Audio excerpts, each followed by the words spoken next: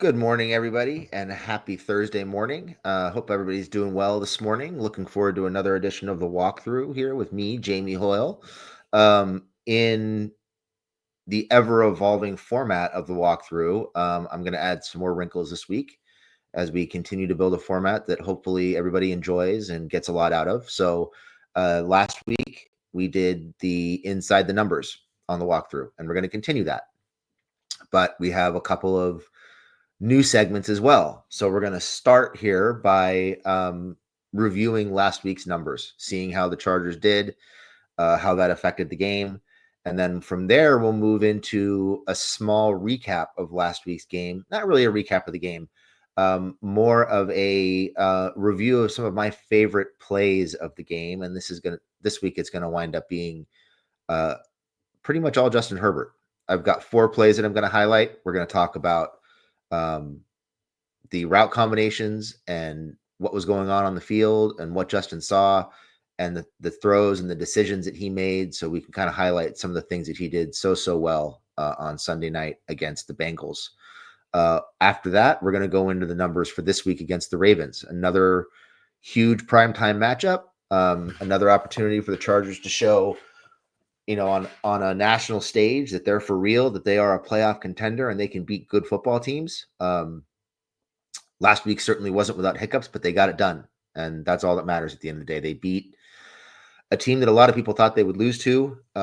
They were able to win a shootout, which I'm not sure all of us were convinced they could do based on the way the offense has been performing for most of this season. So lots of good things in the Bengals game on Sunday, and hopefully a lot more good things to come against the Ravens in the Har Bowl on Monday night next week. So let's go ahead and get into last week's numbers. So the inside the numbers feature, something I thought I would try. Looking at numbers that I thought would affect the outcome of the game for the Chargers' favor. And I had a handful of numbers that we talked about last week. So now we're going to review those numbers and we're going to talk about how the Chargers did in comparison to what I thought they needed to do and how that affected the game.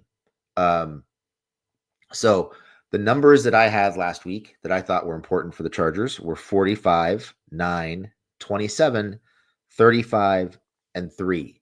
So we'll talk about the 45 first. I said I thought the Chargers, in order to score enough points to beat this Bengals team, was going to need to convert 45% or more third down conversions or third down opportunities in that game. That did not happen. The Chargers wound up converting just a little over 27%. They were 3 out of 11. I think that comes out to 27.3% third down conversions, which is a pretty paltry third down number. It's yet another game where the Chargers did not perform well on third down at all. And they still found a way to win the game. And really what that comes down to for the Chargers is explosive plays. They were creating big plays against that Bengals defense, particularly in the first half and at the end of the game, to put 7 points on the board. So they overcame their inability to convert third downs again, because of their ability to create explosive plays in the passing game and especially at the end of the game in the running game. So not exactly what I had in mind, but the Chargers found a way to win, mostly because the defense was so good in the first half and was able to come up with 2 key stops in the fourth quarter that they didn't really need to lean on that third down conversion in order to win the game. The next number that I had was 9. I thought the Chargers had to keep the Bengals to 9 or fewer possessions for the entire game in order to win the game. In other words, shorten the game, have long drives, and keep away from a very good Bengals offense, which was by far the best offense the Chargers defense has faced all season. Again, they didn't do it, and they still found a way to win the game. I believe the Bengals had 14 or 15 possessions in that game. And it got really hairy there in the third and fourth quarter where the Chargers were having a hard time keeping the offense on the field and getting the defense off the field. And it seemed like the Bengals were just racing up and down the field, scoring points, getting back into that game. So Not ideal, not exactly what I had in mind, but again, because of their ability to create explosive plays early in the game and then again late in the game, the Chargers found a way to overcome that. I don't think that's a formula they really want to continue to follow, where they're giving up that many possessions to offenses that can score points and move the football. But it worked for a week. Hopefully, that's something they'll tighten up and get over and improve upon, I should say, this week. The next number that I had was 27.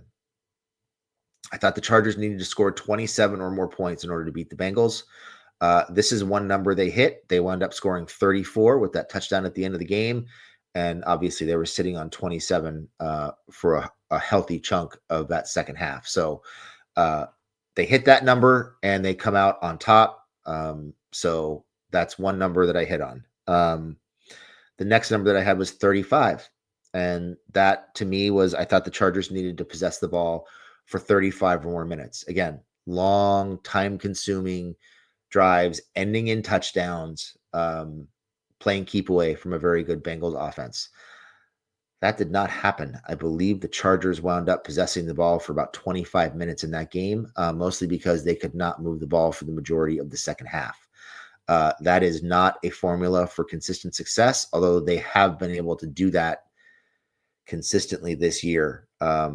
It's something I really hope they fix.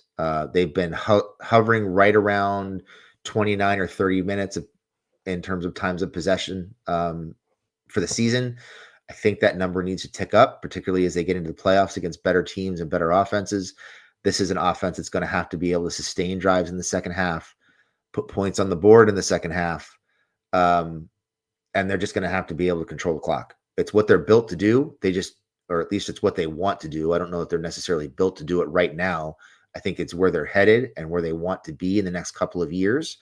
Um, and it's something they've got to get better at as they move into the latter half of the season and hopefully into the playoffs. Um, so that's another number that I missed by a pretty wide margin. The next number that I had was 3, and that was I thought the Chargers had to have 3 sacks. They hit that number right on the head. I actually think the statisticians, I can't talk, it's early in the morning. I think the statisticians robbed them of a sack because there was a sack that Dion Henley had that was recorded as a tackle for loss instead of a sack. So really, I think they had 4, but the whole point was you've got to affect Burrow. You have to get in his face. You have to create pressure up the middle, force him to step up in the pocket and take sacks. And what the Chargers did in the first half of that game was absolutely phenomenal.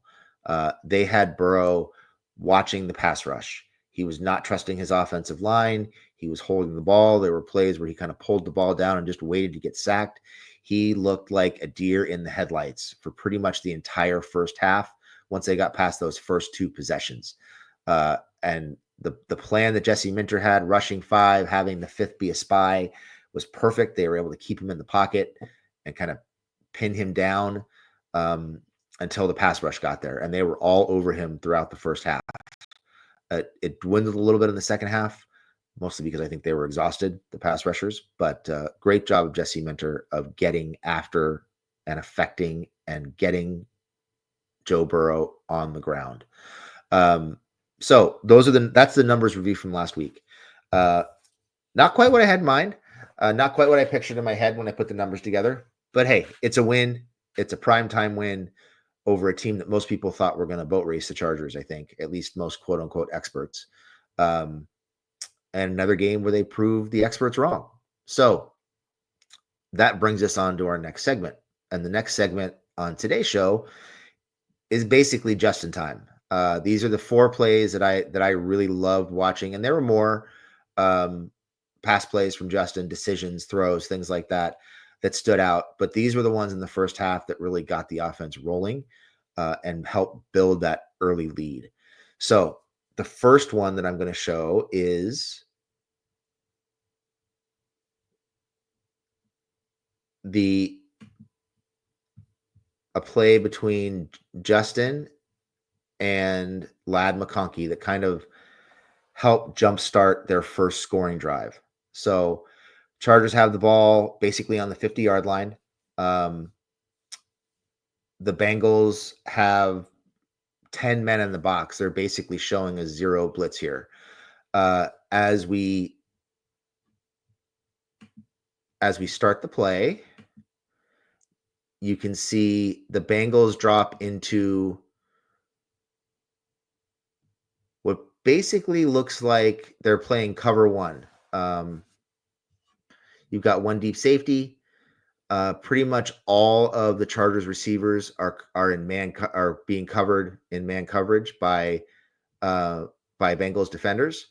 And what you have is Ladd McConkey is running a dig or a deep into the middle of the field. Now, Justin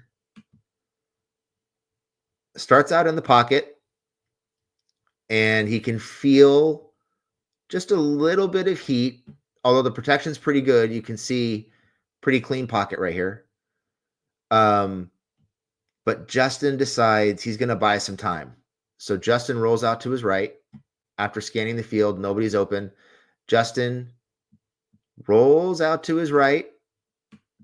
And as he rolls out to his right, Ladd McConkey is here in the middle of the field. He cuts off his route. And they're playing a little bit of backyard ball here.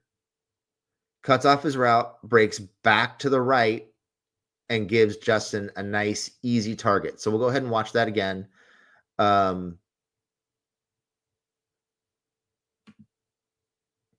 Justin rolls right.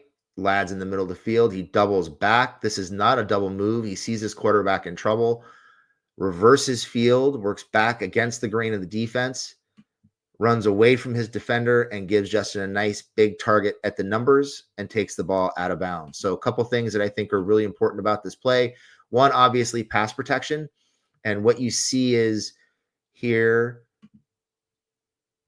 one of the defensive tackles, I can't see his number, so I can't tell you who it is, gets past Pipkins here inside.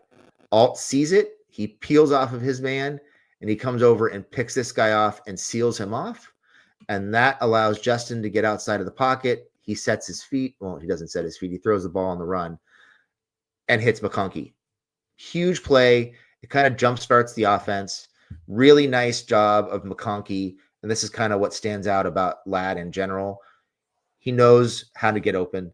He can see his quarterback is leaving the pocket. And instead of just continuing his route, which is something I think we see from these receivers too often, he doubles back and gives Justin a big target. So lots of good things, but really what we're highlighting here is Ladd and Justin being on the same page, and Ladd working his way back to the ball, cutting off of his route, and giving Justin a nice target to throw to in a wide open part of the defense. Next, we are going to look at a throw that Justin made to QJ. So what we have here is pre-snap. Justin is seeing what looks like a cover two defense. Now the Bengals are going to fall back into what looks to me more like a cover six. You have the field side corner playing deep, dropping into more of a cover two look.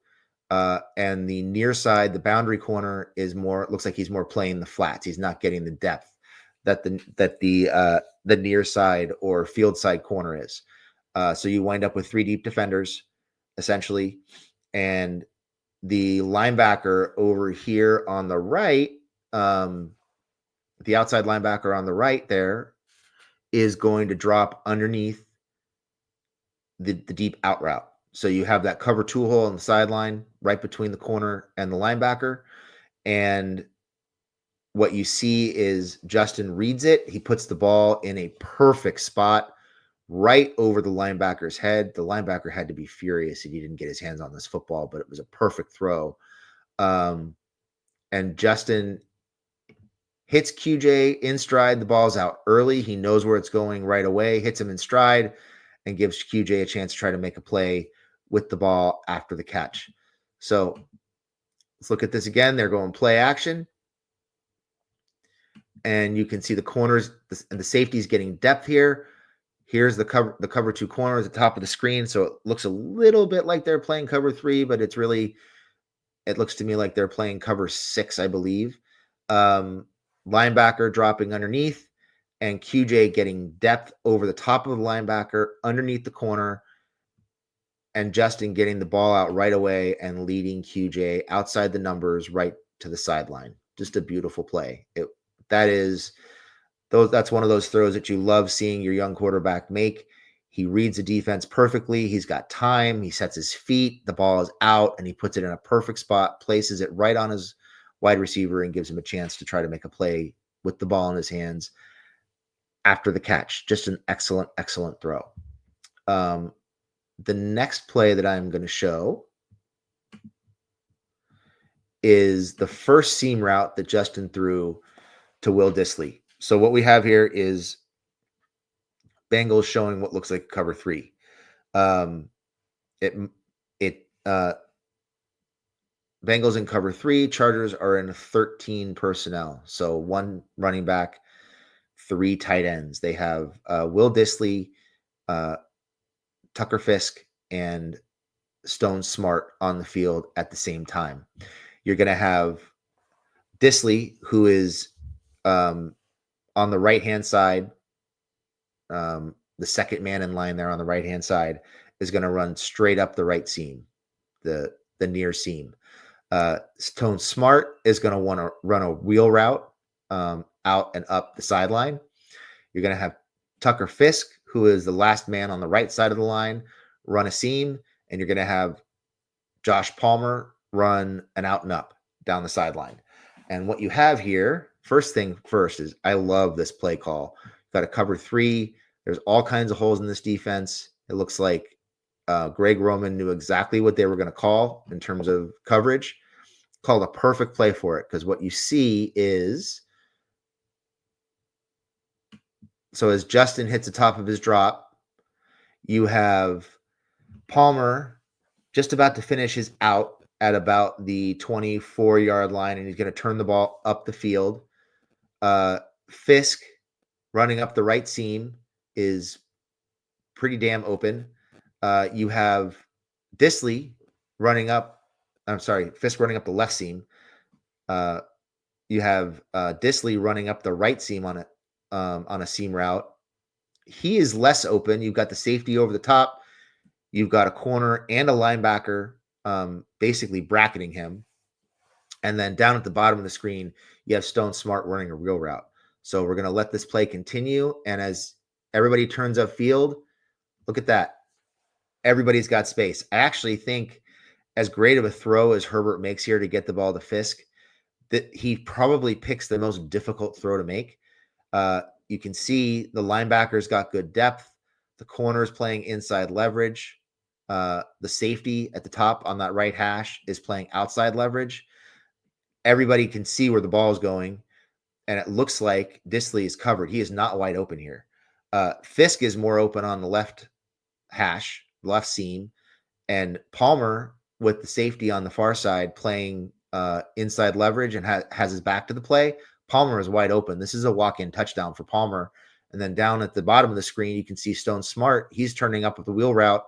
The corner on that side of the field is playing inside leverage and has his back turned to him. Everybody here is open. Dissly is probably the least open of the bunch. And Herbert just throws an absolute dime, gets it over the linebacker, between the corner and the safety, hits Dissly in stride, and it's a walk-in touchdown. So fantastic throw.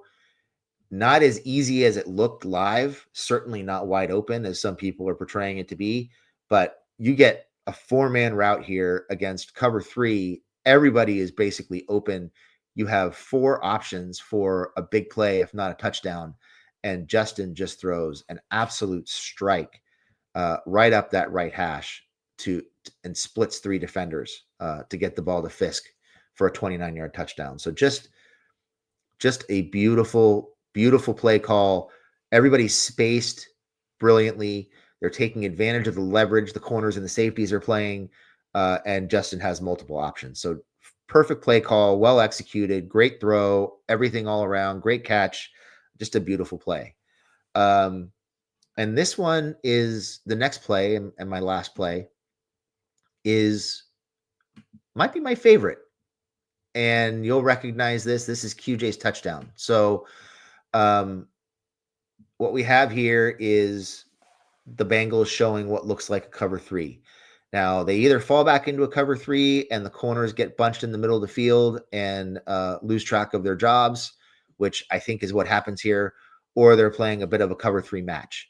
But either way, you have 11 personnel for the Chargers. Top to bottom on the screen, you've got, or sorry, bottom to top, you've got Palmer wide left. You've got, I believe, Tucker Fisk. I think that's Tucker Fisk in offset to the left there, just off of Rashawn Slater. Ladd is slot right, and QJ is outside right. And it's a pretty tight condensed formation. They're not terribly spread out. So as this play develops, you get a little play fake here. Sorry, that's Matlock. You get a play fake, and Justin runs boot right. As he finishes that boot, he sees the edge rusher on the right side there, kind of making progress to him. So he cuts inside of Joe Alt and climbs the pocket. Now, what you have here is QJ and Palmer have run deep crossers. So Palmer is coming from the bottom left and running a crosser to the right. QJ is coming from the top right and running a crosser to the left. And as I mentioned, you have the safety and the corners, who I think are playing cover three, but it could be a cover three match, are bunched in the middle of the field and they lose track of what their responsibilities are. So you ultimately have QJ running free on a crosser, but Justin initially holds the ball as he's climbing the pocket because the linebacker on that side has pretty good depth and kind of has QJ covered up a little bit. But QJ realizes that nobody's on him, and you can see he turns upfield and puts his arm up. Hey, I'm open. And he's not running crosser anymore. And this is not the play call, but he breaks off his route and he turns upfield to green grass, or in this case, blue grass, and runs straight into the end zone. And they're playing backyard ball here. This is just Justin rolling out to his right, climbing the pocket, and making a very, very difficult throw on the move, both feet off the ground, across his body, about 30 yards downfield, and he hits QJ, bam, in the end zone for 6. And so much to like about this. First of all, I absolutely love the naked boot here, getting Justin moving to his right. They're running, it looks like the Bengals are running either a cover three or a cover three match. In any case, this deep crosser is absolutely the perfect play call for both Palmer and QJ. QJ comes free, but the ball isn't there. So he just turns the ball up the field and puts his hand up. Yo, I'm open. Throw it deep. And this is just kind of the old get open play. QJ gets open and he makes the play. And the biggest thing, I mean, obviously we talked about this, but the way Justin makes this throw on the move across his body with both feet off the ground is phenomenal. But the most encouraging part is seeing QJ understand where he is on the field, turn his route upfield, run to the end zone and just put his hand up. It's like they're playing in the backyard, playing in the schoolyard. Hey, they forgot me. I'm open. Just throw it deep. And they hit him deep. And it's just a beautiful, beautiful play. So nice to see that kind of development and awareness in QJ. It's not always there, but it's coming. And I think that speaks to the coaching that he's receiving. So that's it. That's my just-in-time segment. My 4 plays that I wanted to cover. Hope you guys enjoyed that. Next, we're going to talk about the numbers for this week's game against the Baltimore Ravens. I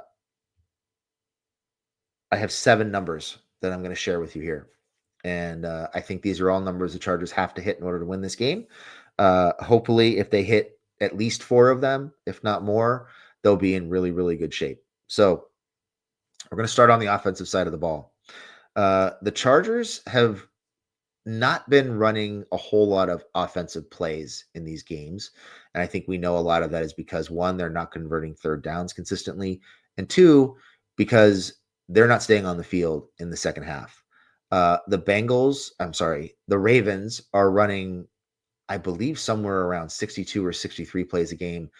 The Chargers right now are averaging about 59 plays a game, just under 60 plays a game.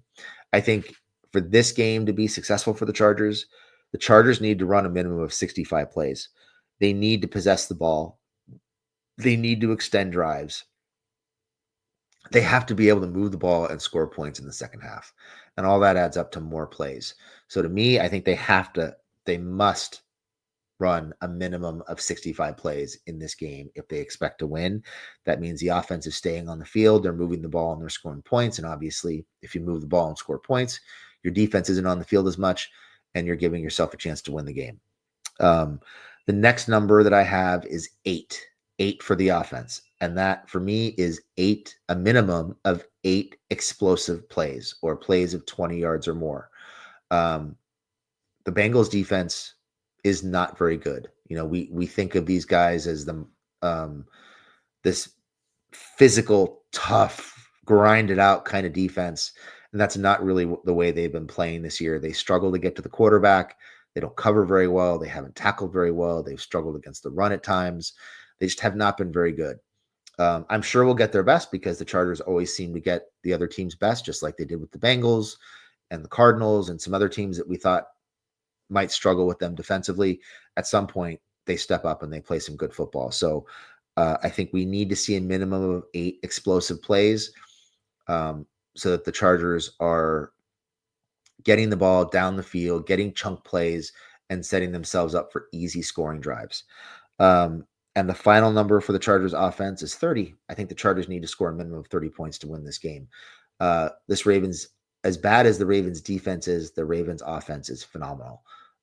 Lamar Jackson is once again playing at an MVP level. Derrick Henry has already run for almost 1,200 yards. You've got Zay Flowers. You've got 2 tight ends that are producing at a high level. Rashad Bateman's producing at a pretty high level. This is one of those offenses with a myriad of weapons. They can hurt you on the ground. They can hurt you in the air. They can hurt you with unscripted running plays. So I think it's going to be very important for the Chargers to put 30 or more points on the board if they want to win this game. The next number that I have is 4.5. And what that is I think the Chargers need to hold Derrick Henry to fewer than 4.5 yards per carry. Um, if Henry is at 5 or more yards per carry, the Chargers are in big trouble because they're going to have a hard time forcing 3rd and long. They're going to be in 3rd and 2, 3rd and 3 consistently. And that in that situation, Todd Monken and Derrick Henry and Lamar Jackson are going to put you in a spin cycle. They're going to put you in hell, and you're going to have a really hard time getting the defense off the field. So you got to hold Henry to fewer than 4.5 yards per carry. I think that might be one of the biggest numbers for the Chargers in this game. The next number is 35. And this might sound a little weird, but if you look at the numbers, I think you want to see the Ravens drop Lamar Jackson back to pass 35 or more times this week. I did say, this sounds a little contradictory because I did say that Lamar Jackson is playing at an MVP level, and he absolutely is. He's throwing the ball as well as he ever has. He's spreading it around. He's got a number of weapons to throw to. But here's the catch, is the Bengals want to be balanced. And if they throw the ball somewhere between 25 and 33 times, that means they're running the ball 25 or more times, most likely. And I think you're in a bad way. So if Lamar Jackson is throwing the ball 35 or more times, that more than likely means the Chargers are stopping the run.